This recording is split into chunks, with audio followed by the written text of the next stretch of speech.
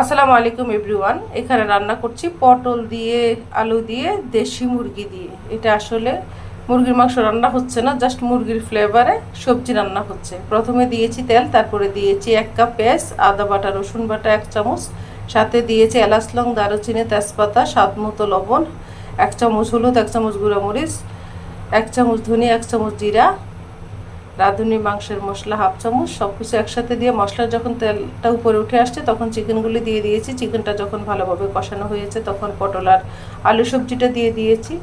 সব কিছু যখন আরও কিছুক্ষণ রান্না হয়েছে তখন দিয়ে দিচ্ছি পরিমাণ মতো পানি। এখন গ্রেভিটা একদম ঘন হয়ে গিয়েছে। আমার পটল দিয়ে, আলু দিয়ে দেশি মুরগির সবজিটা অলমোস্ট ডান। দেখতে এমন হয়েছে আমার সবজি রান্না ডান। বন্ধুরা ভালো থেকো, ভালোবাসো, অবিরাম। আল্লাহ হাফেজ।